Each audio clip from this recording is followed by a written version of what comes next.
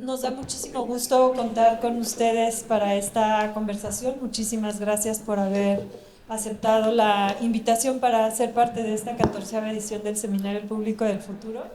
En particular, esta mañana nos parece importante la manera en la que también se liga la conversación que algunos de ustedes ya escucharon con lo que ahora nos van a compartir. Creemos que es parte de esas relaciones que están en ese subsuelo, ¿no? Siguiendo un poco la figura que estamos proponiendo en el seminario, de lo que se conecta y lo que hay por debajo de las cuestiones que nos unen con los públicos, por supuesto, y de las cuestiones que nos unen desde la programación, la exhibición y todas las circulaciones y combinaciones que hay ahí.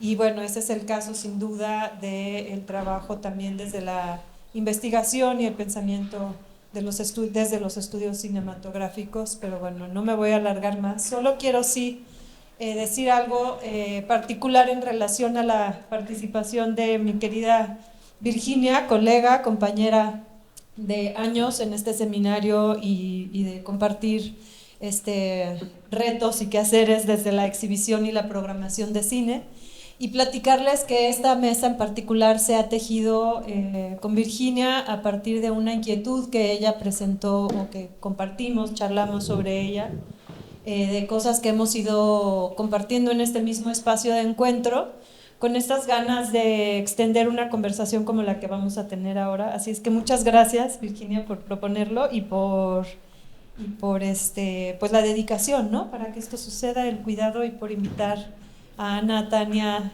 a Pablo y a Jessie a platicar ahora. Así es que bueno, gracias, y ya ahora sí te dejo la palabra. Muy buenos días a todos. Muchas gracias al FICUNAM y en especial al Seminario del Público del Futuro por este espacio, por esta oportunidad para reflexionar colectivamente sobre algunas cuestiones relacionadas con la investigación cinematográfica y con las formas de sentir, observar la experiencia del cine, que es justamente lo que nos une. En lo particular me emociona mucho poder compartir ahora en vivo y a todo color con personas que creo que no pocas personas que estamos aquí les hemos seguido sus textos, sus trayectorias, su labor como investigadores. En el marco de una actividad como esta, en la que siento que es todo un banquete de pensamientos y de provocaciones que nos empanzona y nos da como mucho para digerir y para reflexionar en el transcurso de estos días. Entonces, muchas gracias, Jessie, muchas gracias, Tania, muchas gracias, Pablo, muchas gracias, Ana, por estar aquí y también por haber participado en las reuniones en línea que habíamos tenido para poder delinear en conjunto la reflexión para esta ocasión. Pues la propuesta es partir un poco desde las experiencias personales en torno a su propia formación como investigadores y también como algo más, porque creo que eso es algo que nos une, que no solamente nos dedicamos a la investigación, sino también hacemos otro tipo de labores y de oficios en torno al cine. Entonces creo que eso también es algo que puede como ayudarnos a guiar esta conversación. Y a mí en lo particular solamente me gustaría iniciar este diálogo sugiriendo como una serie de ideas. En la actualidad pareciera ser que, bueno, no pareciera, es un hecho que muchas personas estamos interesadas en hacer cine, en ser directores, en conocer sobre lo que significa el oficio de la realización y la dirección cinematográfica, la producción, integrando sus múltiples aristas, la producción, la cinefotografía, la dirección de arte, etcétera.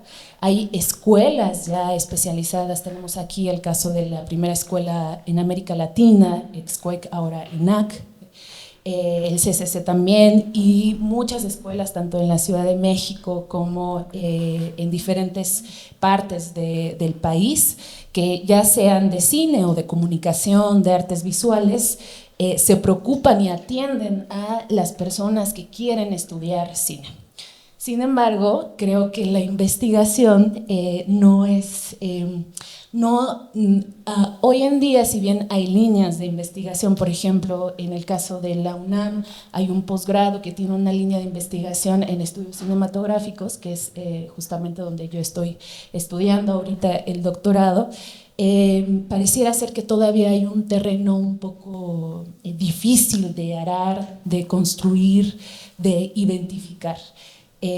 No así en las ciencias sociales y en las humanidades, que es donde hemos podido tener un poco la libertad, hasta cierto punto, de explorar la experiencia cinematográfica.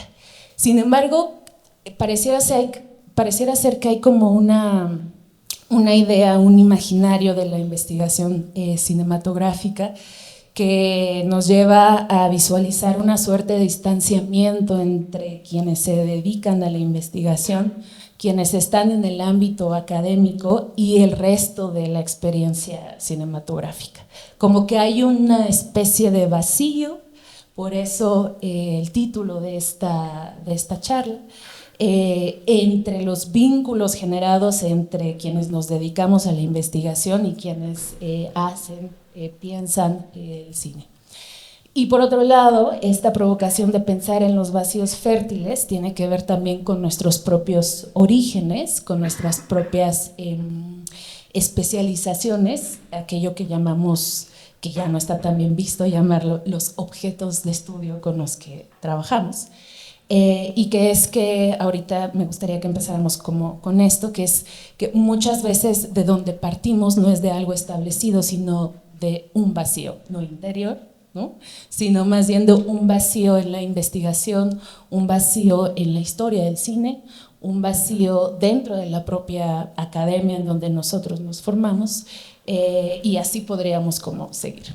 La idea no es concentrarnos en los vacíos, pero al menos sí empezar por ahí para ver dónde sí hay una cantidad sorprendente de pensamientos, de quehaceres, etc. Entonces, para empezar un poquito esta reflexión, me gustaría que nos compartieran un poco sobre estos vacíos desde los cuales ustedes empezaron a trabajar y a pensar el cine. En el caso de Jessie tiene que ver con el cine experimental, que tiene un libro que escribió junto con Rita González.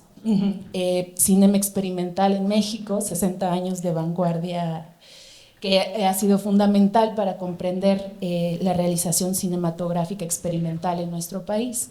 En el caso de Tania tiene que ver con la historia descentralizada en una cuestión geográfica, pensar el cine en zonas como Morelia, como Michoacán, desde también una visión relacionada con la práctica cinematográfica desde el Estado.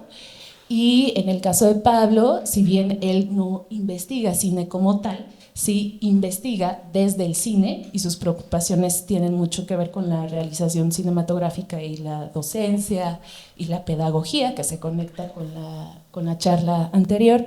Y en el caso de Ana tiene que ver con la existencia o la ausencia de las mujeres en la historia del cine, de los discursos en América Latina y diversos medios audiovisuales. Entonces, me gustaría que empezaran compartiéndonos un poco cómo esos vacíos se convirtieron en terrenos fértiles para su quehacer como investigadores.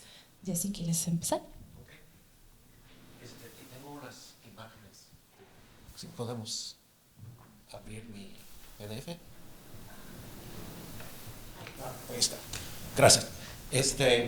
Pues antes de nada, pues quiero agradecer a ICUNAM, a Virginia, Isabel, Paula, todos por el simposio y por la invitación de pensar en los públicos del futuro.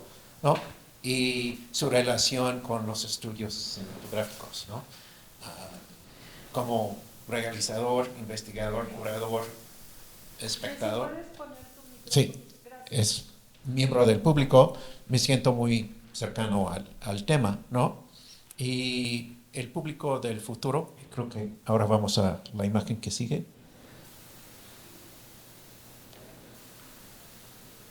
Ya. El público del futuro, en que cada quien tiene su pantalla individual, o la experiencia colectiva de compartir el espacio y la experiencia de la pantalla grande, como en la imagen que sigue.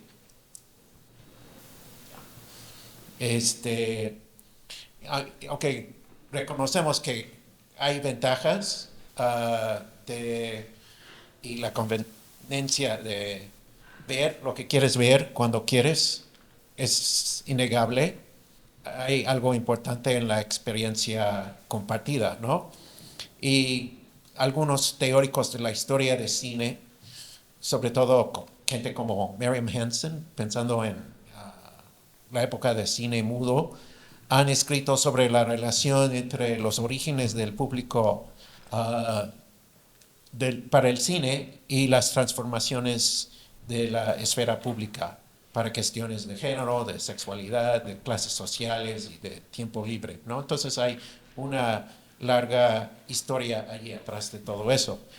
Y en este foro del FICUNAM estamos hablando de una experiencia de cine poco común, ¿no? Que tenemos una sala oscura con las condiciones ideales o casi ideales para la proyección de la imagen, la reproducción del audio, no entra ruido de la calle, con un festival de cine y la experiencia no simplemente de la película, sino la película y una conversación después. El cine como un espacio compartido, con un espacio de debate, a veces en diálogo con el realizador o el curador, ¿no? Que es poco común, ¿no? Porque hoy en día muchas veces estamos viendo la película en un espacio en que hay mucho ruido, que no es sala oscura, que la pantalla es tamaño de una tarjeta postal, y no hay espacio de debate, o lo que estaba diciendo Analiza antes, ¿no? De la posibilidad de no simplemente dialogar con el realizador en el cine, sino después invitarle a tomar un café o una chela y seguir platicando en un contexto menos formal, ¿no? En el foro público empiezan las conexiones entre el público, la película, los realizadores, los programadores y los estudios cinematográficos, ¿no? Porque sabemos que muy poca gente, para ser honestos, ¿no? Muy poca gente leen nuestras revistas académicas de estudios cinematográficos, menos los libros de historia y teoría de cine, ¿no? Entonces, hay otros foros para analizar el cine y me interesa la posibilidad de la curaduría como un espacio de análisis, de difusión y de crear conexiones entre el público, el investigador, el cineasta y la experiencia, ¿no? Sobre mi perfil de investigación, el proyecto en que estoy enfocado ahorita es básicamente una continuación de mi colaboración con el investigador, realizador argentino Luciano Piazza. Él y yo hicimos un proyecto curatorial que se llama Ismo, revisando la historia del cine experimental latinoamericano a través de una publicación, un ciclo de cine y un par de conferencias, ¿no? La publicación es un libro bilingüe con ensayos originales y algunos documentos históricos, fuentes primarias, y la imagen que sigue ahí, pues el ciclo de cine que hicimos en Los Ángeles con 34 programas, con muchos realizadoras, invitados, invitadas, historiadores, curadores invitados, y también en algunos casos invitados ofreciendo talleres al público, ¿no?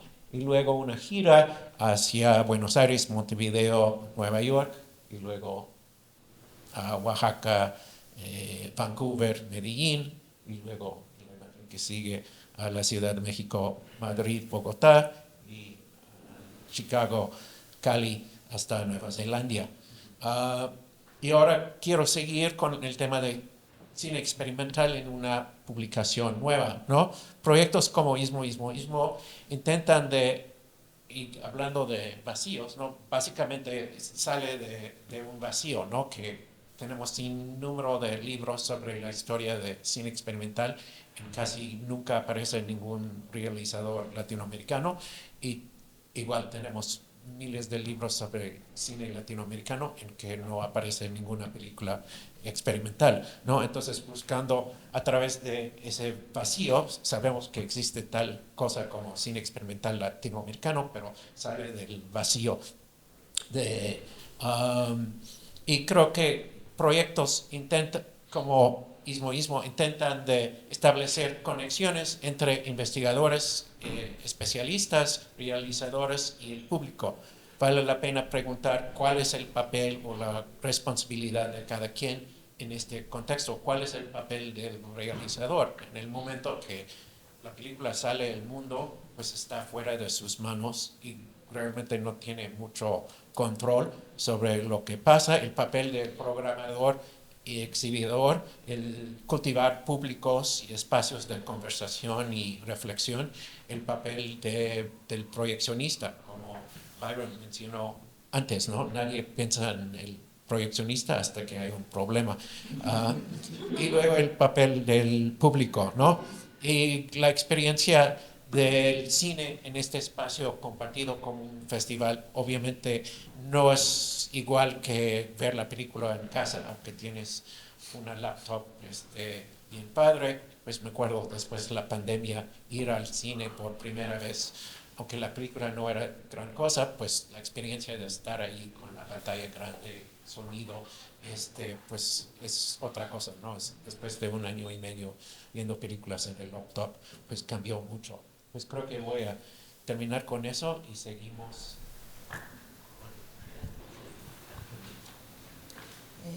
Bueno, yo no sé cómo responder porque en realidad puedo ligar a lo que comentaba Jessy, y es algo que platicamos en una de las reuniones previas que tuvimos, que tenía que ver con esta necesidad de recuperar la sala. Y cuando hablábamos de la sala no hablamos únicamente de un espacio acondicionado como sala, sino de el poder ver una película de manera colectiva, más allá de pensar si esta película bueno, la experiencia compartida del cine, ¿no? Las emociones, la energía que circula en una sala o en un espacio donde se está proyectando. Creo que hay un momento donde tenemos que competir con precisamente los teléfonos celulares, y no solo con eso, sino con los resúmenes de películas. Pensando que es un seminario de públicos del futuro, yo me pregunto si realmente estamos formando públicos del futuro. Nosotros y todos los que estamos aquí tenemos ya una formación previa, vamos a las salas, acudimos a festivales, pero ¿qué pasa con los adolescentes, con los niños, con los jóvenes que están acostumbrados a tener una forma de leer las imágenes y leer las historias muy distinta, donde sus procesos mentales parten, si bien parten de lo visual, no llegan a muchas veces a profundizar, donde no están acostumbrados a verificar fuentes, y donde se convencen a sí mismos o se creen por falta de información que lo que están viendo es lo que hay. Justo ayer teníamos una discusión de ese tipo, y hablábamos sobre estos TikToks y cosas que hay, que además son la forma en la que los más jóvenes están enterando de que tal película va a salir y de qué va, y cómo ahora los chicos ven esos resúmenes de películas. Y cuando me decía un amigo, me dice, pero es la forma en la que ellos después buscan la película. Y yo lo veo con mis alumnos. Y dice, no, sí, ya la vi. Y bueno, vi un resumen. Y tú les preguntas, y después, ¿pero viste la película completa? No, porque ya sé de qué se trata, ¿no? Entonces, Me suena un poco como esta fórmula de estos libros de matemáticas para tontos o literatura para tontos o el Quijote para tontos, no porque los chicos sean tontos, sino porque son resúmenes que no tienen no tienen una profundidad de lectura o de investigación, y lo que hacen es eso, ni siquiera es una reseña, es de verdad un resumen. Y entonces, espacios, ahora que lo mencionaba Jessy, las condiciones propicias para ver una película. Creo que el problema de que se estén perdiendo esos espacios y no se estén generando nuevos tiene que ver precisamente porque los públicos cada vez son más reducidos, ¿no? Y porque nosotros nos estamos haciendo viejos y eventualmente dejaremos de ir, pero ¿qué pasa con nuestros hijos que son pequeños o son adolescentes y que entienden el mundo de la aproximación al cine de una manera completamente diferente, o que están habituados o han crecido en un lenguaje cinematográfico muy específico que tiene que ver, hablando sobre las experiencias personales, yo doy una materia que tengo alumnos de arte y diseño en la UNAM en Morelia, y tengo alumnos de literatura intercultural, y de verdad hay jóvenes que me dicen, yo soy cinéfilo, yo voy todos los años al Festival de Morelia, yo he visto tales y tales películas, pero tuve un grupo completo que no pudo reconocer a Charles Chaplin en la pantalla. Y a mí me parece muy preocupante, y aquí voy a dar un salto mortal, porque creo que además sí es una provocación.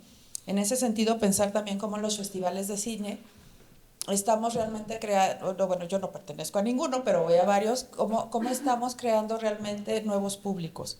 Hay un público que ya está, ¿no? Que es quien va cada año, quien compra su bono, busca las películas, baja un programa, pero que son quienes acuden habitualmente, quienes ya tienen un gusto por el cine. Pero ¿qué pasa con esos públicos que no son públicos todavía y que tendríamos que estar captando?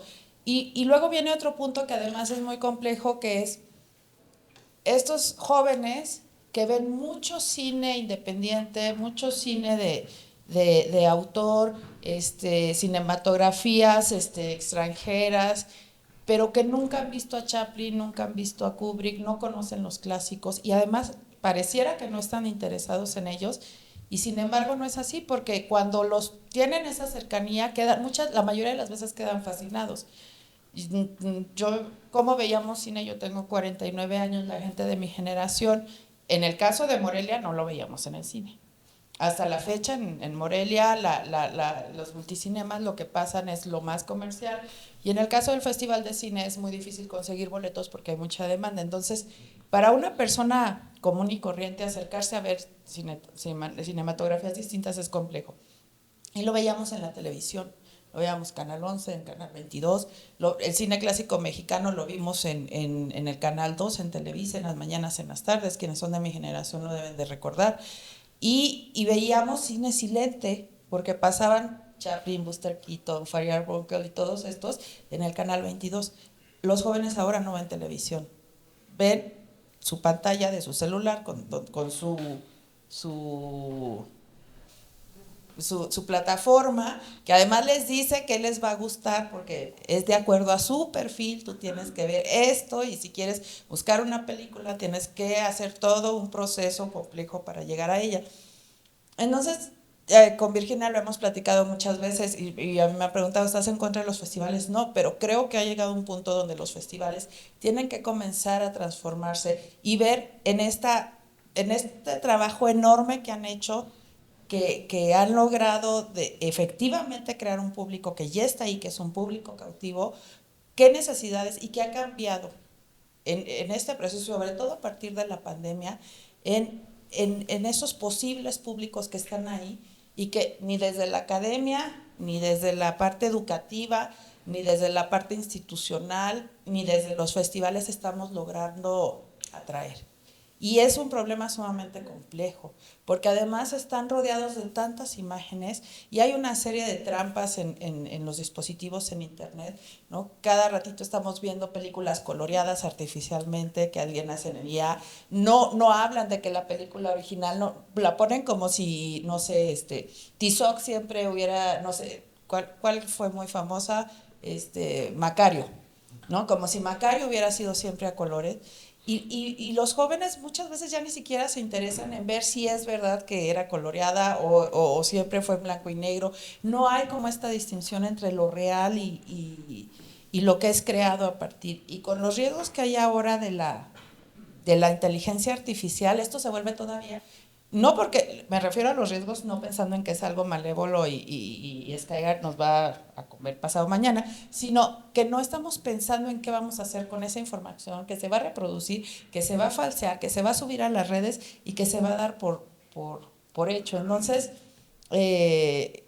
creo que ahí debería de ser un trabajo interdisciplinario donde estuviéramos trabajando de la mano, tanto quienes se dedican a la docencia, quienes hacemos investigación, los mismos realizadores, porque efectivamente hay una gran distancia entre realizadores e investigadores, hablando de historiadores, de gente que estudia film studies y demás, hay una gran distancia, muchas veces no coincidimos en lo laboralmente hablando, y repensar qué vamos a hacer para llevar a una generación que no tiene ganas de ir al cine y que además cuando va al cine no sabe estar en el cine porque están acostumbrados a ver cosas en una pantalla en su casa y a su ritmo, a su tiempo, las veces que quieren repetir, las veces que quieren adelantar, las veces que quieren ir al baño, comer algo, contestar el WhatsApp y no tienen esta formación de ver una película de inicio a fin. Entonces yo iría por ahí, ya me extendí mucho, perdón, y dejo a Pablo. Sobre mi vacío existencial. No, ya. Mi vacío es grande. Aquí no se enrede. Así seguimos. ¿Sí? Okay. Pues hola a todos. Primero que nada, gracias a Virginia, Isabel, a Paula, a todas las personas responsables de la organización del seminario. Felicidades y bueno, también es un honor poder compartir con ustedes en esta mesa. En mi caso por ahí le dejé a Lucía unos libros y aquí les comparto otros y hay un video por ahí también que solo es un pretexto. Digo, si lo quieren ver, espero no sea mayor distracción, pero lo pueden pasar. Tengo bien poquitas copias en inglés, entonces si podemos asegurar de que regresen en algún punto, ya sea a la primera fila o a mis manos directamente, lo agradezco un montón.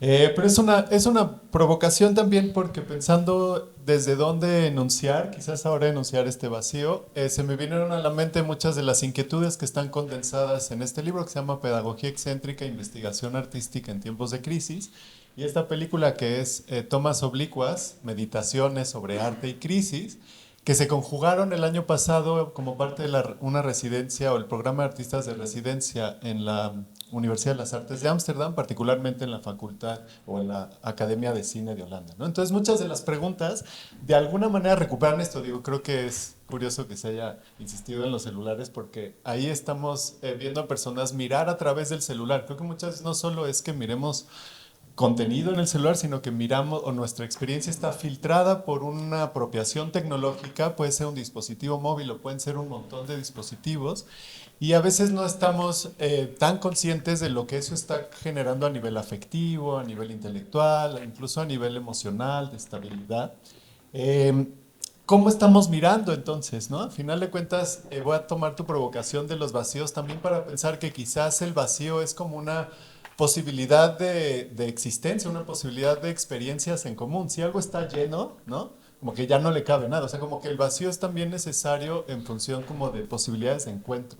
Entonces creo que como un punto de partida, el vacío también a veces puede ser aterrador, pero nos invita a retornar a ciertos lugares, nos invita como también a tomar distancia. Hablando sobre cómo ocupamos, tengo aquí unas notas, voy a tratar más bien como de ir tejiendo, ¿no? Cómo ocupamos estos espacios, como bien decía Virginia, mi caso es más como de investigación para la creación y muchos de los espacios de ocupación en la pedagogía son para la enseñanza, o más bien ejercitar colectivamente la creación artística. Entonces no es tanto un estudio de las imágenes, sino del quehacer de las imágenes. Y en ese sentido a veces es bien difícil cuando un estudiante en esta generación, me pasó ahora que regresé del año fuera de la universidad, escuchando voice notes mientras uno está en clase, ¿no? O sea, uno podría reaccionar de manera, pues sí, castrante, limitante, vertical, y cancelar esa realidad que define la experiencia cotidiana de millones de personas a lo largo del mundo, uno dentro de esa esfera, ¿no? También en tránsito. Entonces, a veces pensar en cómo la transformación de la experiencia cotidiana también podría exigirle a quienes formamos parte de las comunidades cinematográficas una transformación y como estar a la altura de esas crisis, me parece que es uno de los grandes vacíos a los que nos estamos enfrentando. No tenemos herramientas para nombrar la experiencia que estamos viviendo, porque además afectivamente no solo consumo, no sé, los tenis que me quiero comprar o yo contenido de patinaje, ¿no? O lo que sea, sino también pues atrocidades en tiempo real que nos están otra vez regresando a la experiencia de vivir una película, que a veces nos están condicionando. Y entonces yo tenía como unas notas que trataré de decir, ese es como mi reloj, cuando eso se pare ya son mis 7 minutos de inicio. Entonces también es una estrategia, ¿sí? Entonces, como que agarré las palabras de la mesa y voy a soltar algunas ideas porque creo que tienen que ver con esta idea de los vacíos.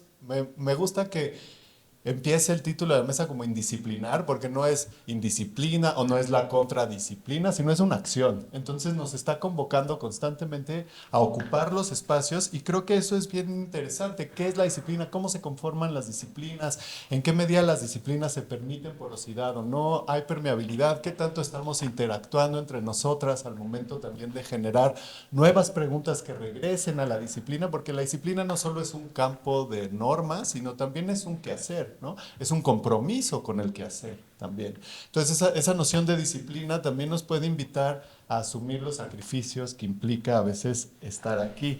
Uno de los puntos de llegada de la pedagogía excéntrica, particularmente hay un manifiesto en morado que atraviesa como en todo el libro, fue entender la pedagogía y la investigación y la creación artística como un ritual de cuidado.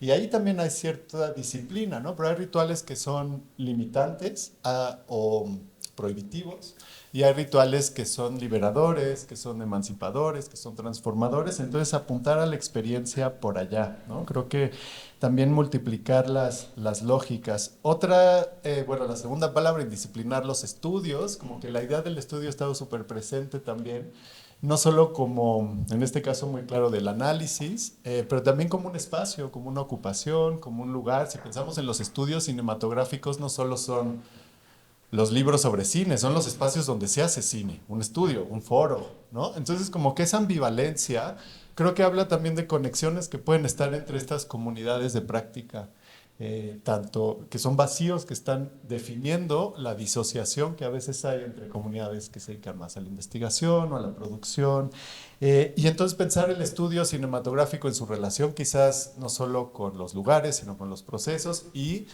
en términos de disciplina con las otras disciplinas, ¿no? También, o sea, el estudio de danza, el estudio, en fin, de diseño, ¿cómo pueden nutrir nuestros propios procesos? Ahí hay una dimensión, creo que poética y política como innegable, que nos habla también de afectividad, que nos habla de cómo se configura la sensorialidad o incluso como nuestra forma de sentir, de estar y de acuerparnos conjuntamente, ¿no? Y en ese sentido creo que también esto de lo cinematográfico se puede ampliar. Mucha de mi práctica pues viví en películas, pero muchas otras son interactivos o realidad virtual, que habla de una, pues también de un vacío en términos de circulación. O sea, la circulación de esos contenidos a veces es muy difícil. Ha caído en lo cinematográfico y en el mundo del arte contemporáneo, pero quizás ampliar lo cinematográfico ahora que nos organizamos como mutantes en la pandemia, ¿no? Y participamos en unas discusiones sobre la ley de cine y demás, pensar en introducir la noción de audiovisual, por ejemplo, en las convocatorias, había muchísima resistencia. Entonces, como que, por un lado está esta realidad donde la imagen se desdobla, donde las pantallas se desdoblan, pero por otro lado hay como una cerrazón sobre el entendimiento y la manera también de nombrar lo que es y no es cinematográfico, ¿no? Y en ese sentido creo que los vacíos sí nos permiten adentrarnos en un proceso de descubrimiento constante y por eso son fértiles. Y me gusta mucho hablar de la poética de la vulnerabilidad, porque un vacío también te vulnera, te abre la producción, creo que de investigación, no solo la producción artística es un proceso de vulnerabilidad.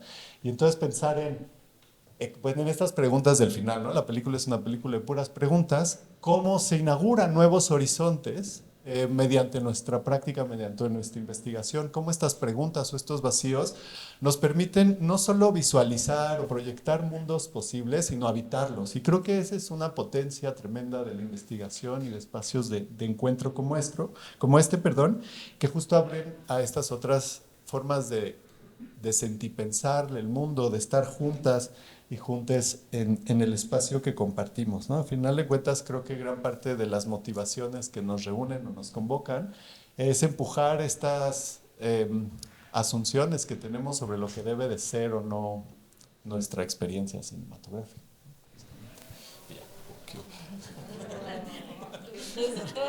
Bueno, sí, fui quitando cosas.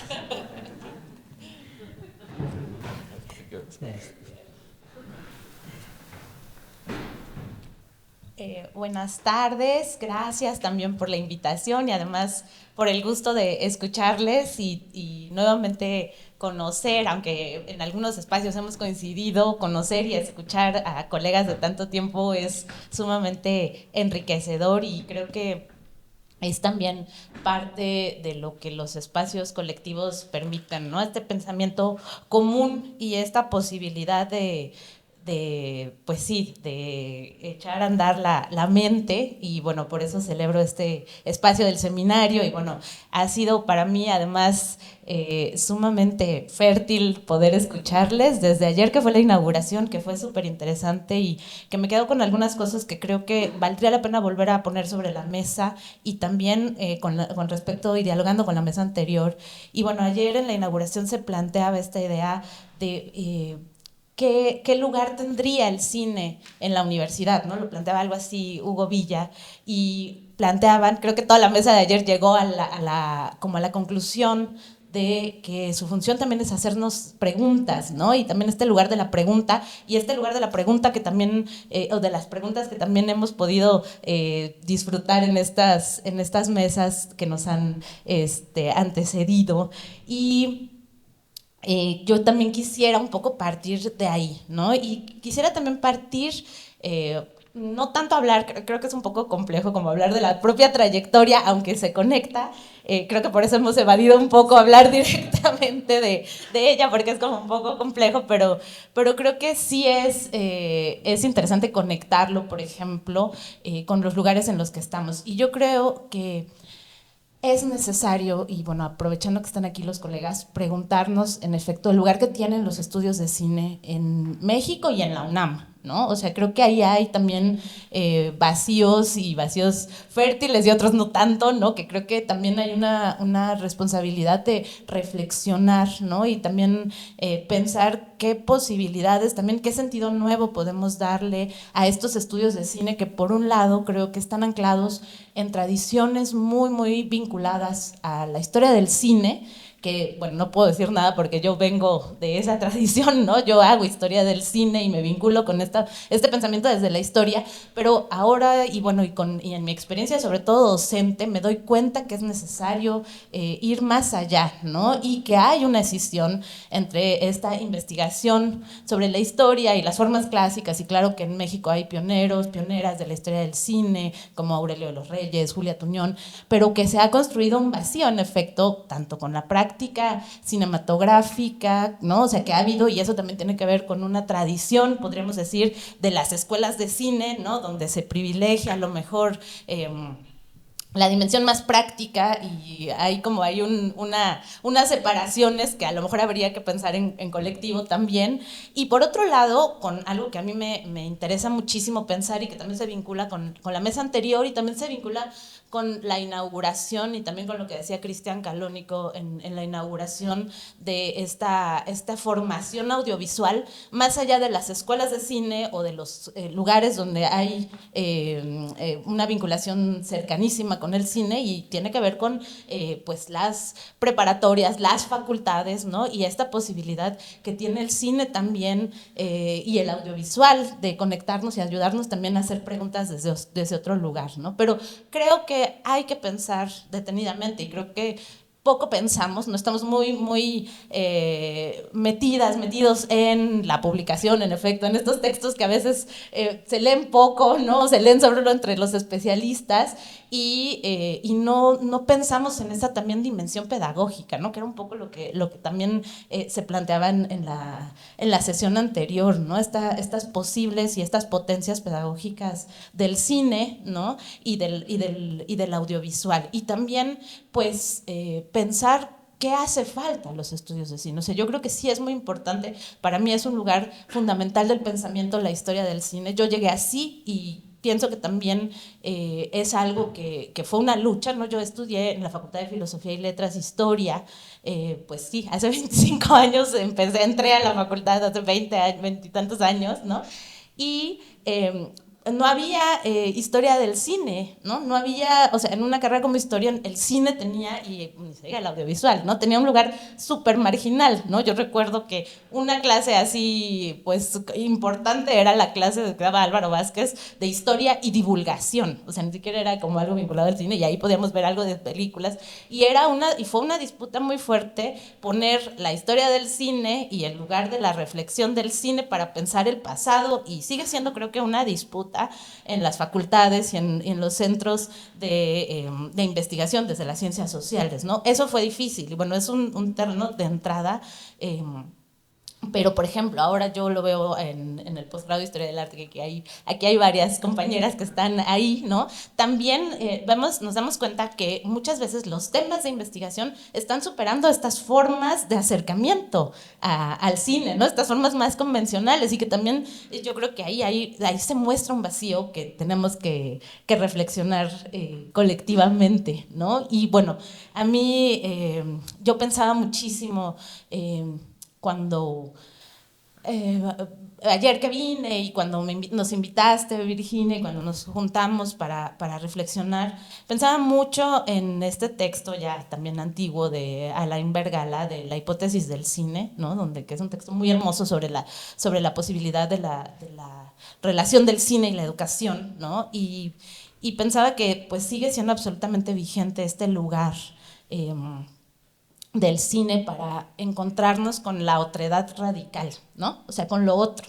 Para mí, oye, es algo que a mí me ayuda a pensarlo mucho y me ayuda a mi práctica docente, pensar, por ejemplo, que el cine, el audiovisual les ayuda a mis estudiantes a pensar el pasado también como eso otro radical, ¿no? No como algo domesticado que podemos llegar y entenderlo en el libro, ¿no? Sino como algo que les ayuda a mirar y que les sorprende, ¿no? Pero pienso que aplica a muchos otros espacios y que por eso es súper importante este lugar presente del cine en la universidad, ¿no? Y del cine en estos festivales, pero que sigue siendo también un reto, ¿no? Y bueno, creo que yo quisiera plantear esto y creo que es interesante poder estar aquí con colegas que vienen de la academia, de los estudios de cine, o sea, decir, sí, hace falta también reunirnos y plantear, por ejemplo, en esta propia universidad, que tiene un festival de cine como este, no hay, por ejemplo, un centro dedicado al cine y al audiovisual, ¿no? Estamos disgregados desde distintos colegios, de distintos espacios, ¿no?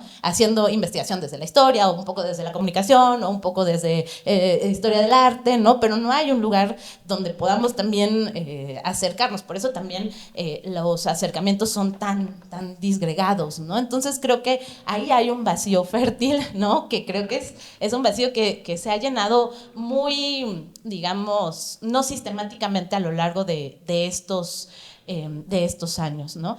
Y bueno, por otro lado, también conectando un poco con la mesa anterior, también para mí es fundamental pensar desde eso que Morris hablaba hace ratito, ¿no? De los otros cines, ¿no? O sea, no solo pensar en esta institución del cine industrial, que además ya esto de cine industrial también es algo bastante complicado de decirlo, ¿no? Pero bueno, más allá de los cines hegemónicos y pensar y también vincularnos desde esos otros lugares, y es algo que a mí me ha apasionado desde siempre, ¿no? Como poder llegar, no necesariamente por lo que es hegemónico, sino por estos márgenes, ¿no?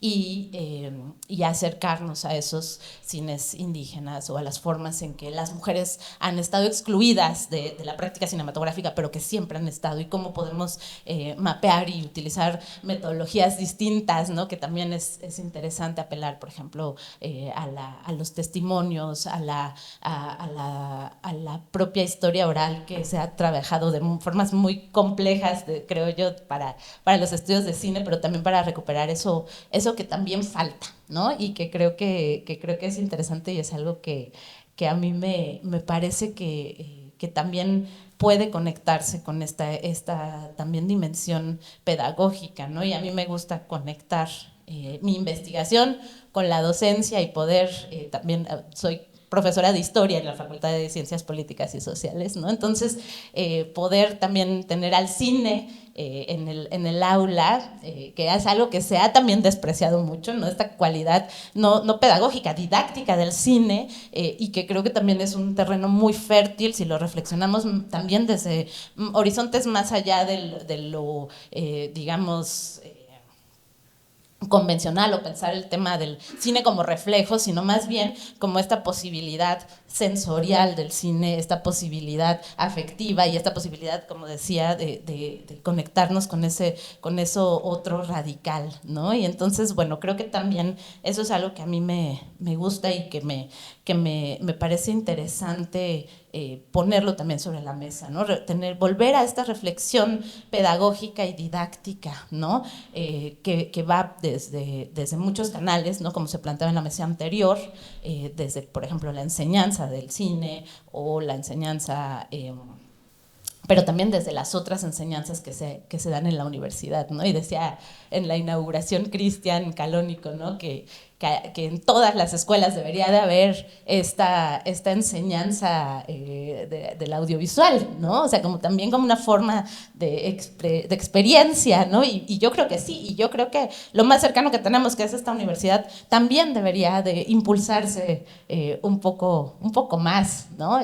Creo que estos espacios como FICUNAM son muy importantes, pero que tendría que hacer también una labor constante y reflexiva de los docentes, ¿no? Y bueno, evidentemente también tiene que ver con lógicas académicas y con la separación que en la propia universidad hay entre investigación y docencia, ¿no? Investigación y difusión. Entonces creo que ahí tenemos que hacer el ejercicio de conectar, ¿no? Hablando de las conexiones, ¿no? Creo que también ese es un reto, lograr hacer estos tejidos, ¿no? Para que no se vuelvan como islas y de pronto se sienta eso como algo separado y algo elitista, pero es parte también de la falta de conexiones o esto que se ha fragmentado, ¿no? Entonces, bueno, pues yo estoy muy contenta. No sé cuánto tiempo llevo, no sé si ya me pasé, pero por ahora era lo que quería comentar. Entiendo que hay otra pregunta sobre los públicos, ¿no? Entonces creo que por ahí podría yo seguir ahora. Sí, pues intentando como hilar todas estas ideas que, como habíamos mencionado antes, no están escritas en piedra, sino pueden ser como son los ejes rectores también desde los cuales nosotros pensamos la experiencia cinematográfica, hablando de una serie como de afectaciones mutuas, ¿no? O sea, la teorización hoy en día, lo estábamos como platicando también en la mesa junto con Cintia Gil y Carlos Gutiérrez, sobre cómo también a veces los conceptos que utilizamos desde la investigación cinematográfica a veces ya no son suficientes para explicar y para intentar comprender el mundo. Y un poco también la indisciplinar los estudios cinematográficos va hacia allá, ¿no?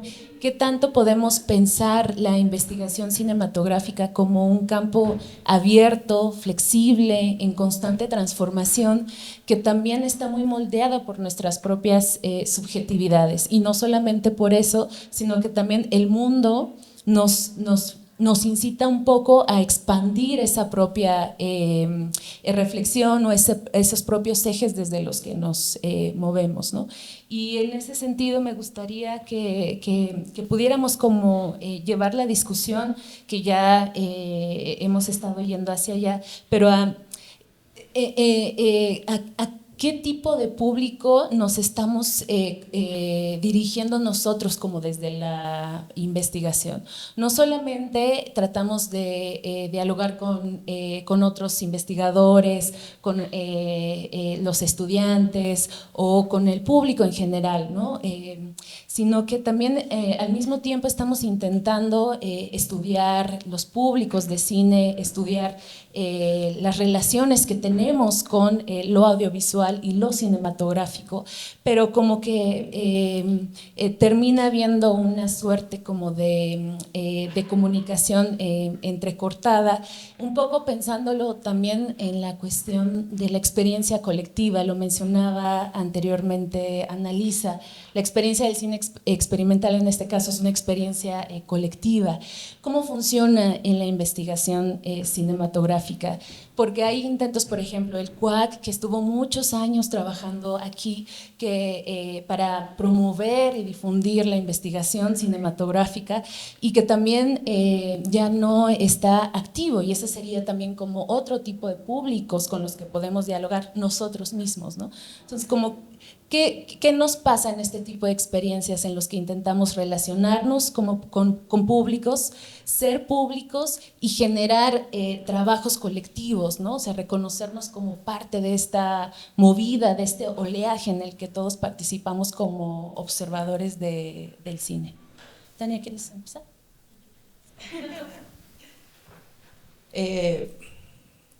Es que en realidad es muy complejo porque hablamos de distintas cosas.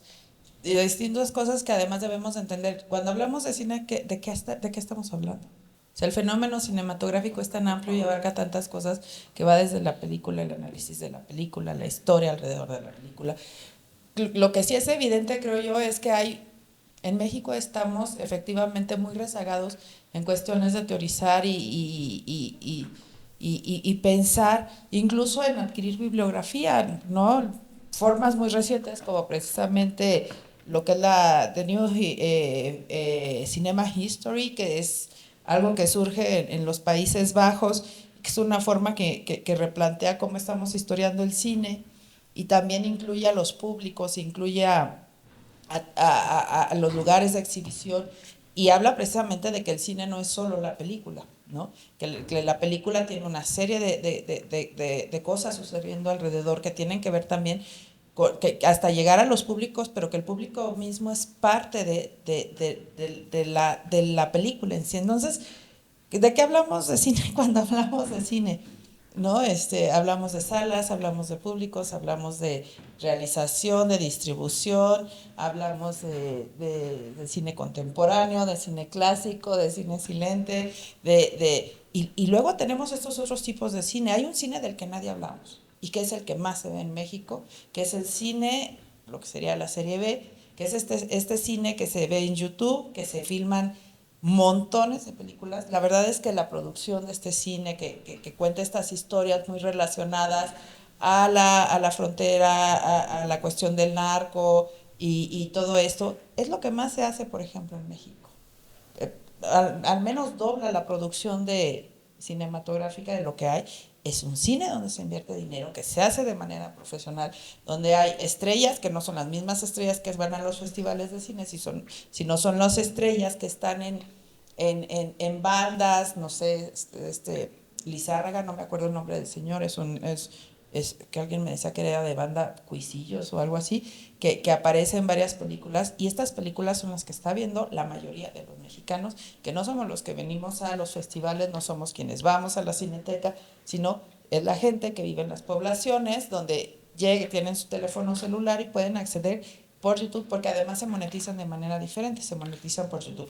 ¿Quiénes estamos estudiando eso? La verdad es que no hay. ¿Por qué? Porque el cine es ese cine que se ve así, aquí, y que tiene estas características. Entonces creo que también estamos siendo descuidados en el sentido de pensar que el cine es un fenómeno muy complejo, muy amplio, que tiene muchas formas muchas aproximaciones, pero también tiene muchas más posibilidades de las que estamos abarcando, y que deberíamos ir hacia allá. Yo coincido con Ana. De las instituciones educativas en México, la UNAM, bueno, tiene el CUEC, bueno, la ENAC, tiene la Filmoteca, tiene una serie de actividades que suceden durante todo el año. Está FICUNAM, es donde tal vez se estén centrando los mayores esfuerzos a nivel educativo, no es tal vez, es donde se están centrando los mayores esfuerzos a niveles educativos, pero sigamos encontrando que así como hay un centro de ciencias matemáticas, un centro de ciencias geográficas, no hay un centro de estudios sobre la imagen, ¿no? Y el audiovisual. A los niños les enseñan a leer textos en la primaria, trabajan la comprensión. actualmente son los textos audiovisuales los que están todo el tiempo presentes y no estamos aprendiendo a leerlos en ningún lado. Es una cuestión que tiene que ver instintivamente, lo vemos, lo que alcanzamos a captar, pero no tenemos bases para ello y la verdad es que tampoco en la academia. Eso es algo que nosotros, y yo creo que aquí nos podemos incluir todos, a la menos Jessie, porque en el lugar de origen de Jessie sí hay lugares donde se puede estudiar film stories y demás, pero que fuimos aprendiendo de manera muy intuitiva, que venimos desde la historia, yo vengo de la comunicación y de la historia, entonces que hay sociólogos, que venimos de diferentes disciplinas y que tenemos que ir aprendiendo sobre la marcha cómo leer un texto audiovisual, ¿no? Y es complejo, y es muy complejo porque ahora la gente más joven lo hace así. Ellos, de hecho, lo que les cuesta es el texto escrito, ¿no? Ellos trabajan a partir del texto audiovisual. Entonces, creo que el gran problema del cine es que a partir de que se entiende como espectáculo, desde las ciencias en general, se sigue viendo más como un espectáculo que como algo, como un texto en sí. Y eso los historiadores, a Ana seguramente también le pasó, que le dicen, ¿y por qué no estudias algo que sea más serio, algo que sea importante, algo que sea relevante? ¿Cómo vas a analizar películas? O sea, de verdad uno entra a la facultad de historia, yo estuve antes que Ana en la facultad de historia y sí me sentía en el porfiriato, ¿no? ¿Y dónde está la verdad en este texto? ¿La película es real o no es real, no? Que te dicen, es que es subjetivo, y tú, cualquier documento es subjetivo, y entonces venían las primeras malas calificaciones en la licenciatura. Pero seguimos peleando con eso, ¿no? Se ha trascendido, creo que ahora hay una mayor apertura, pero creo que sí debemos de insistir. Y yo regreso a los festivales porque es el punto donde se reúnen como esas miradas y que atrae esas miradas, y creo que los festivales también deberían de tener, así como FICUNAM lo tiene en este espacio que es fundamental, y yo no agradecí a quienes me invitaron porque me subí luego en el barquito, pero les agradezco muchísimo, pero sobre todo les agradezco mucho el interés en que se creen este tipo de espacios de discusión que no hay en otros festivales, ¿no? Y que son absolutamente necesarios, porque entonces estamos dejando que el cine gire en torno a una alfombra roja y a unos reflectores, que más allá de eso no dejan más que una linda fotografía, una linda imagen y decir yo vi pasar, porque eso es lo que uno ve, pasar a tal persona, ¿no? ¿Dónde está la reflexión? ¿Dónde están los estudios? ¿Por qué no se están publicando textos? Hay producción, porque la hay, pero si ustedes van a la isla que está en la Cineteca, en la librería, que era donde uno encontraba más textos de cine reunidos, o en la Filmoteca donde venden los libros, que hay un stand ahora acá afuera, la misma UNAM no tiene todos los textos de cine que se publican en la UNAM en una sola mesa. Están desperdigados. Están los que publica la Filmoteca, están los que publica la ENAC, están los que publicamos, por ejemplo, nosotros en la UDIN, están los que publican en la Facultad de Ciencias, pero no tenemos ni siquiera la capacidad de decir, hay 50 libros de cine que se publicaron en los 2 últimos años en la UNAM y están en esta mesa y aquí los puedes comprar. Entonces eso habla de la falta de coordinación, de la cual nosotros somos responsables también, porque también nosotros trabajamos en grupos, tenemos la vida es así, pero eso no significa que debamos de seguir en esta inercia, deberíamos estar rompiéndola y deberíamos estar conformando verdaderas redes donde podamos trabajar, porque si no, si nosotros mismos nos estamos perdiendo como públicos, ¿cómo podemos esperar estar formando públicos? No, yo no soy público de muchas cosas que se están haciendo y que son de mi absoluto interés. Entonces, bueno.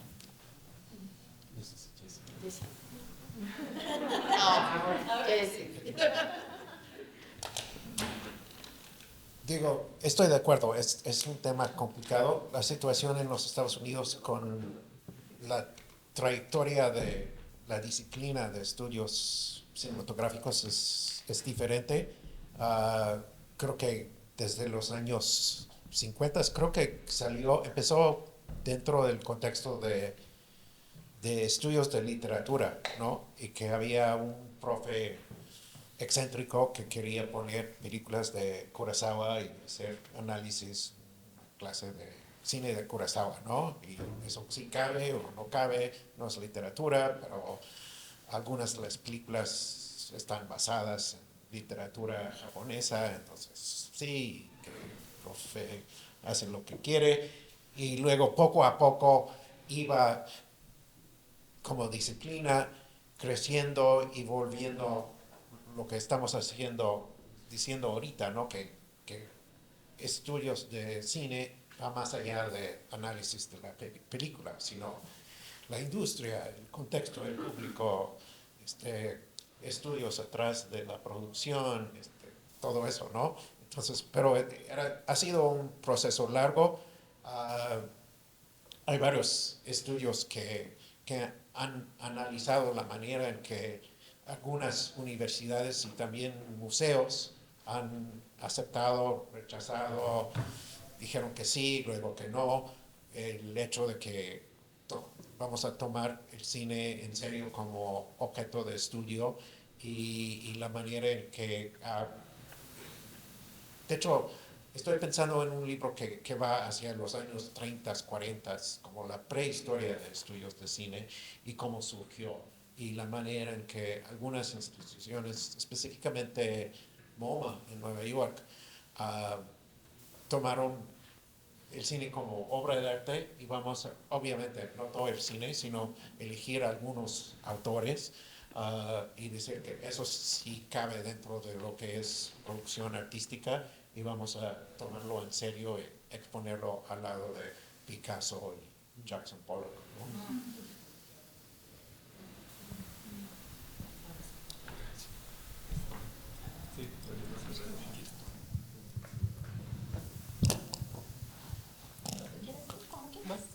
Bueno, yo pensaba mucho en esto, en esto como situarnos como espectadoras, espectadores, y vino a mi mente un relámpago así benjaminiano, y voy a leerles la cita, y creo que dice mucho también de estas cuestiones. Creo que para mí Benjamin siempre ha sido una guía, sobre todo por esta noción de pensar la historia del arte, la historia del cine, también en los secretos que están inscritos en su propia redacción y que nos pueden hablar. Y bueno, para mí siempre ha sido eso, un poco el estudiar cine, y lo pienso ahora con el tema de las audiencias y sobre todo con esta idea de la recepción en distracción, dice Benjamin, sobre todo en la obra de arte. Bueno, lo dice en la obra de arte en la época de su reproductibilidad técnica, que pues ya casi va a cumplir 100 años, ¿no? El gran ensayo, pero que nos sigue revelando muchas cosas de nuestro presente, sobre todo por esta reflexión tan profunda sobre la técnica, ¿no?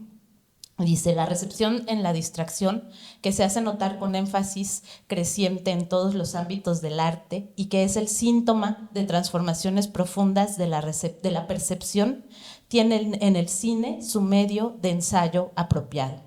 A esta forma de recepción el cine responde con su acción de shock. El cine hace retroceder al valor de culto, no solo por el hecho de que no pone al público en una actitud no solo por el hecho de que pone al público en una actitud examinante, sino también porque esta actitud examinante no incluye un estado de atención dentro de la sala de proyección. El público es un examinador, pero es un examinador distraído. Y ese va para nuestras quejas de nuestros estudiantes que no ven la película y que están en el celular. O sea, yo creo que esto que veía naciente Benjamin de la percepción en distracción es algo que nos constituye, ¿no? Y que no necesariamente, o sea, más bien estamos en un momento de cambio cultural, lo hemos estado desde hace mucho tiempo, ¿no? Con todo el tema de la digitalización, etcétera, etcétera, y más bien es pensar qué hacemos. Yo creo que un poco como lo veía Benjamin con la obra de arte, pues esto tiene dobleces, ¿no? Y pues claro que puede tener una vía que nos asusta, no nos gusta como, por ejemplo, como profesoras, profesores o como cualquier ámbito que quiere mantener la tradición o lo instituido, ¿no? Pero también yo creo que hay una potencia ahí, ¿no? Y esa potencia la sigue teniendo el cine, y que creo que es algo que también se ha enfatizado aquí, que tiene que ver con lo colectivo, ¿no? En efecto, la pandemia nos aisló, ¿no? Otra vez nos separó, y eso fue, por ejemplo, el CUAC, ¿no? El coloquio universitario del que hablabas, pues se dejó de hacer justo por la pandemia, ¿no? Fue muy difícil hacerlo ya de forma presencial, ya no se podía hacer presencial y de seguir con esta iniciativa, pero, y bueno, en general también nuestras formas de relacionarnos con el cine, también como decía Jessie, pues se trastocaron, ¿no? Pero este volver a lo colectivo y a esa posibilidad reflexiva en distracción que tiene la presencia o la asistencia a una sala de cine, creo que es fundamental, ¿no? Y es algo que tenemos que recuperar, ¿no? Como tenemos que recuperar, por ejemplo, también el aula, que también el aula como espacio de encuentro se trastocó con la pandemia y que tenemos que volver. Yo creo que sí, la clave, y eso me gusta mucho de lo que insiste el FICUNAM, de volver a lo colectivo, y en efecto, el visionado colectivo en el aula, en los espacios, en los festivales, es fundamental, ¿no? O sea, claro que está muy bien que puedas ver las pelis que no alcanzas a ver en la plataforma o en la tele, etcétera, pero sí como esto colectivo, que además no necesariamente tiene que ser la sala, ¿no? Que puede ser el salón, que puede ser el espacio comunitario, que puede, o sea, que creo que eso es como una clave que se presentan, ¿no? frente a la individualidad, no individualidad, frente al solipsismo, ¿no? que nos presenta el celular, etcétera, ¿no? Y bueno, yo pensaba, y creo que les comentaba, para mí la sorpresa de volver a ver las películas colectivamente con mis estudiantes fue increíble, ¿no? O sea, habíamos visto, siempre en una clase les dejo justo Vals con Bashir, pues también tal vez tiene que ver con el contexto, ¿no? Es una clase de historia social, etcétera. Siempre se las dejaba ver y luego llegábamos y la comentábamos, ¿no? O sea, como... Y ahora que, bueno, que hemos regresado, pues decidimos verla colectivamente y fue... También creo que influyó mucho pensarla en el contexto del presente, ¿no? De este presente en tensión, que creo que también no podemos dejar de pensar, ¿no? Este momento en el que estamos también siendo públicos, ¿no? O sea, y que eso también implica al propio visionado de las películas, ¿no? Pero verla colectivamente fue muy fuerte. Mis estudiantes creo que quedaron con una sensación que no habían tenido ni me habían compartido las otras generaciones con las que la habíamos visto, ¿no? Y que cada quien la veía en su casa y la llegábamos a comentar al salón, ¿no? Entonces, creo que es interesante. A mí me gusta mucho, yo además estudio cine de los años 70 y cine político, etcétera, y me gusta mucho lo que en los años 70 se reflexionaba sobre los espectadores, ¿no? Y también como este lugar de transformación del espectador, ¿no? Y salir del lugar de espectadores, ¿no? Para poder transformar la realidad, que un poco era la utopía de los años 70, que un poco se fue... digamos, perdiendo, pero creo que sigue siendo muy vigente, ¿no? Esta posibilidad de shock de la que habla Benjamin del cine y que permite que se pueda pensar y transformar, y de pronto era, pues sí, ¿qué hacemos frente a esto, ¿no? Y superar eso que decía Benjamin ya en los años 30, ¿no? Sentarnos como espectadores a ver la destrucción del mundo, ¿no? Vamos a superar esa lógica, ¿no? Y por eso para Benjamin el cine era importante, ¿no? No sé, pensé mucho sobre esto, pero creo que también es importante pensar en qué lugar, en qué historia, en qué momento estamos siendo públicos y cómo también podemos trascender un poco en esa utopía setentera, ¿no? O como decía el cine Liberación de Argentina, ¿no? Todo espectador es un cobarde o un traidor. Entonces, bueno, no sé, pensémoslo. Pablo, ¿quieres cerrar esta charla? Pues muy brevemente, uno, porque son demasiadas ideas que están cabalgando en mi cabeza y porque creo que el tiempo ya también está sobre nosotros. Pues sí creo que hay una búsqueda quizás conceptual, como para tratar de amarrar en los distintos lugares desde donde hablamos, que tiene que ver con, no sé si reivindicar el papel del trabajo como más reflexivo o el pensamiento, y qué bueno que terminas como en esa nota, porque algo que ha sido muy inspirador para mí, no solo en la práctica, sino en el vínculo casi irrenunciable entre la pedagogía y la práctica, como que se nutren en esas esferas, es no dar por hecho el lugar que tienen las imágenes en la esfera pública, en general, en la imaginación, como que las imágenes están siempre debatiéndose el lugar que tienen en nuestra vida, también en función de esta evolución tecnológica. Y creo que hay una tradición latinoamericana de pensamiento crítico desde la práctica que puede inspirar muchísimas transformaciones, ¿no? Por ahí se mencionaba que quizás nos falta mucho pensamiento teórico acá en relación al norte. Creo que quizás no, ¿no? O sea, como que encontrar estas otras epistemologías, estos otros pensares, que más es eso, no disociarlos ya como dos esferas diferentes de la experiencia y conjugarlos dentro de la colectividad o el encuentro que supone la experiencia cinematográfica me parece fundamental y reconocer el papel que tienen en nuestra formación, directa e indirectamente, en la casa, en la escuela, en los festivales, ¿no? Como que hay toda una tradición, no sé si la conoces, se llama alfabetización mediática e informacional y tiene que ver con enseñarnos a usar los medios en general y que cada medio cuando se incorpora o la evolución de la tecnología una vez incorporada en una comunidad empieza a configurar cómo somos, ¿no? Entonces nos podemos explicar, creo que esta idea del texto o como vehículos para explicarnos. Y bueno, reivindicar el lugar de la universidad, quizás me quedo con esa idea final, como un espacio de transformación del mundo, no como un espacio disociado del mundo, ¿no? Como que unos que trabajan en la universidad siempre es como, ay, allá en el mundo real las cosas son diferentes. Y es como que, bueno, entonces no estoy vivo, ¿no? O como que es verdad, ¿no? O sea, como la gente que está en las universidades a veces se consideran inútiles ya en cuanto al sistema contemporáneo. Y esa distancia que requiere el pensamiento, que requiere la contemplación, el acompañamiento de estudiantes, ¿no? Me parece bien, bien importante porque tampoco es transformar a los estudiantes, uno se transforma todo el tiempo. Y entonces ahí se transforma el mundo, verdaderamente se caen las viejas ideas, se instauran nuevas. Entonces creo que espacios como este, como que construyen en esa tradición latinoamericana y nos invitan también a ocupar pues con contundencia política los lugares de pensamiento, ¿no? Y de acción. Pues creo que hay oportunidad, un poquito de tiempo para abrir el micrófono. Si alguien tiene alguna pregunta, algún comentario que quiera hacer, adelante. Oye, se va. Lo tiene él, si quiera puede alzar su manita. Gracias. Hola, hola. Muchas gracias por los comentarios.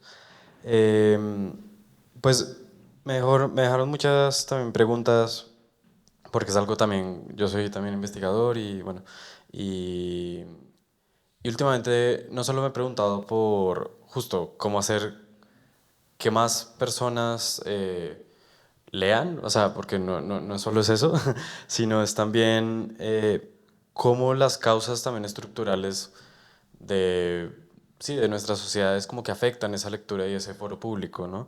Y esos encuentros, ¿no? Porque es- no es, no es solo que los jóvenes yo creo que estén cambiando, sino también que las posibilidades de acceso están cambiando, ¿no? Todo lo que pasa ahorita en el Inca, en Argentina, pues es absurdo y es muy triste.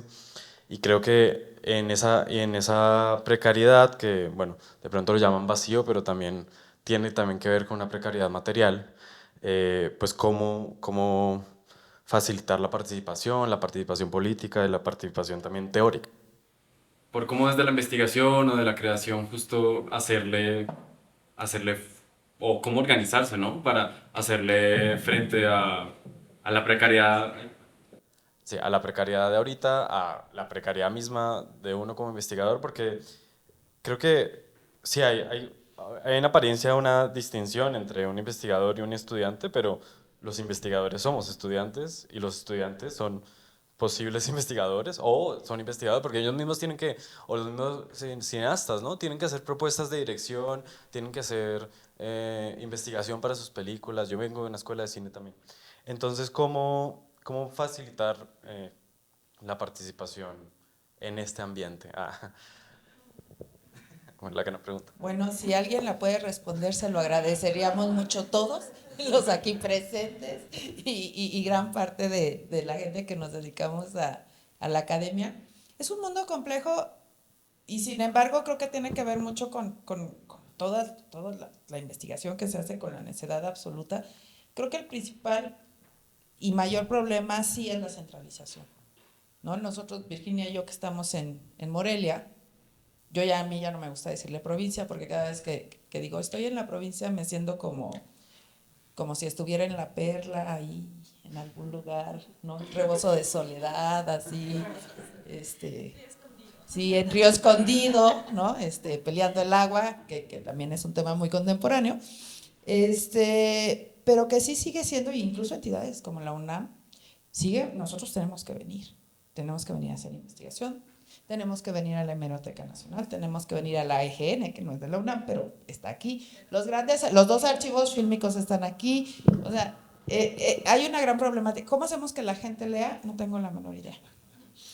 Yo quisiera saberlo porque tengo una hija de 14 años y ya vi que la fuerza bruta no funciona para obligarla a leer, pero sin embargo lo que sí creo es que podemos generar curiosidad en los jóvenes y sobre todo no subestimarlo. De repente solemos culparlos mucho y decir, es que los jóvenes de ahora sí, es que no, es la vida que ellos tienen, es el momento tecnológico, es la manera en que ellos se comunican y quienes nos estamos quedando completamente atrás somos nosotros, ¿no? Y nosotros no estamos pensando nuevas formas y nuevas alternativas de acercarnos a ellos, no entendemos su lenguaje, no entendemos la forma en que se comunican, no vemos las cosas que ellos ven. No sabemos qué están escuchando, no tenemos referencias. Yo no sé quién es el influencer del momento. O sea, hay toda una serie de condiciones donde nosotros estamos siendo rebasados. Y creo que es más fácil que nosotros intentemos acercarnos, tampoco lo vamos a acabar de entender, porque también yo puedo hablar por mí, soy una vieja necia, pero eso no significa que no pueda intentar acercarme y entenderlo. Creo que aquí el gran reto es encontrar lazos comunicantes donde podamos llegar a despertar la curiosidad de ambos lados y despertar un interés en ellos. Los jóvenes contemporáneos tienen formas distintas de aprender, tienen una forma distinta de comunicarse, ellos tienen una forma distinta de leer y entender el mundo, tienen prioridades diferentes. ¿Y qué más da si están bien o mal, si son mejores o peores que las nuestras? Eso no importa, porque la realidad está ahí. ¿Qué vamos a hacer con eso? ¿Cómo los vamos a interesar en la investigación? ¿Cómo los vamos a acercar a leer un libro de teoría o de historia? No tengo la menor idea. Los estudiantes, hay momentos en que tú les das un texto de 20 páginas y se quejan amargamente y te dicen, maestra, es que está larguísimo, ¿no? Y está complejísimo y yo ya no supe qué hacer con eso. Pero les puedes poner una película o un documental que para alguien de mi generación es algo así como el primer día que viste a Tarkovsky a los 15 años, y ellos lo entienden perfectamente, porque tienen otros lenguajes. Creo que el problema también es de repente esta postura de decir, es que ellos no están interesados, sí están interesados, pero ¿cómo se van a interesar en algo que no saben que existe?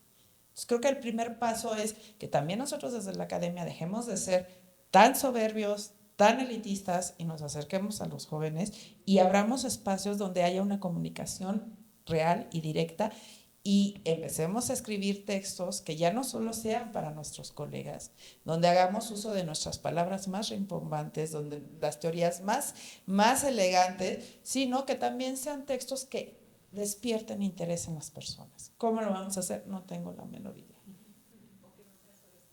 O que no sean solo escritos, ¿no? Esa es la otra, pedirles a los jóvenes que se acerquen a otros textos. Y eso funciona, a ellos les funciona bien. Yo ahora en el semestre que acabo de dar, que es un semestre de cine y literatura, anglosajona se llama, y que vemos Matar un ruiseñor, tanto la novela como la película es con lo que trabajamos, al final ellos entregaron un podcast.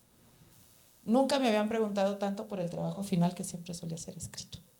¿Y cuántos minutos? Y podemos meter música, y podemos hacer esto. Y hubo quien de plano leyó un texto, y hubo quien hizo toda una producción radial, de verdad, compleja y maravillosa, porque ellos lo entienden de una manera diferente. Entonces creo que sí es un asunto donde de ambas partes tenemos que trabajar en ello. ¿Cómo? Pues yo creo que a punta de realización, error, corrección, como lo hemos hecho siempre. Muy difícil pensarlo de otra manera. Muy brevemente, porque es algo que me inquieta y que creo que hay que vivirlo también gozosamente, ¿no? O sea, a final de cuentas, sobre todo la lectura, por ejemplo, yo he renunciado muchas veces ya a dejar lecturas o escritos, pero se leen colectivamente. O sea, leer en clase un párrafo. Y si podemos dedicarle 40 minutos a un párrafo, me parece que las reflexiones son iguales a que si uno se queda 30 páginas, ¿no? Bueno, o puede llegar a un lugar también transformador. Y solo reforzar esta idea del librito que está disponible a descarga y estará en español al final, como de los rituales de cuidado, ¿no? O sea, creo que hablar de la práctica artística, pedagógica o de investigación como un ritual de cuidado no solo es por las personas, por los espacios, por las trayectorias de pensamiento que nos preceden y que nos van a suceder, por la gente que quizás también trae afectos u otras inquietudes, es decir, hay un montón de trayectorias atravesando nuestros espacios y a nosotras mismas que muchas veces hay que nombrar y reconocer constantemente para formar parte de esa colectividad, ¿no? Como tiene que ver con la curiosidad, pero ¿cómo hacemos que formemos parte de un mundo que se está cayendo a pedazos? Y esa es la noción de la crisis también, tanto en la peli, en el libro, como estamos en la crisis, no estamos, el pensamiento crítico no se para afuera, se para adentro, se rompe desde adentro también. O sea, uno se tiene que romper y dejarse romper. Creo que eso es bonito.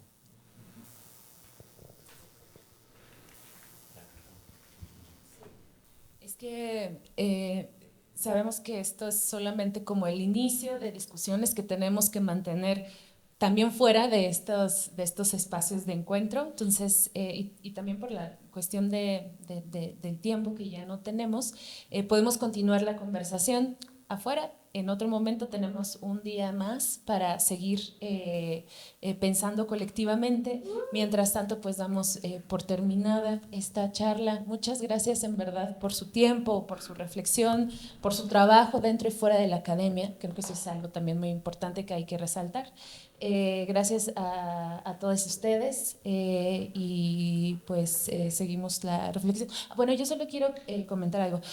Sí, es bastante inestable el momento en el que estamos viviendo dentro y fuera de la investigación, en la vida en general. Sin embargo, mucho nos ha pasado, ¿no? No estamos, por ejemplo, como nos sucedía hace 50 años, en los que no había un cine que estudiar porque las películas estaban perdidas, no las podíamos encontrar, no las podíamos ver. Y ahorita la producción cinematográfica y audiovisual es abrumadora, es plural, es diversa, es bellísima, es compleja.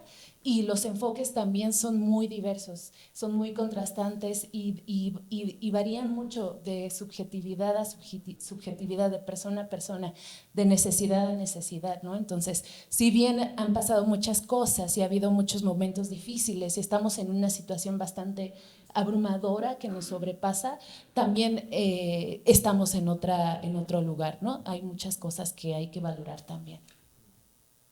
Ay, muchísimas gracias, ha sido riquísimo escucharles a todos. Como bien dices, la conversación no termina.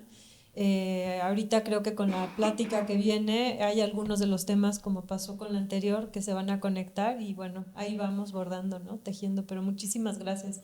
Paula, ¿querías decir algo?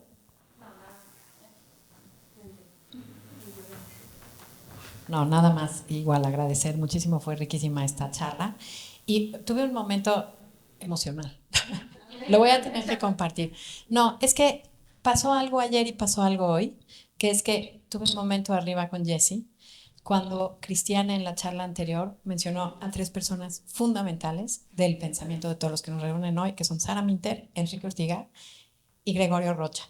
Y no sé, me salió de la improvisación pensar que parte de estas charlas de hoy se las queremos dedicar y creo que todos estaremos contentos porque los 3 ya no están.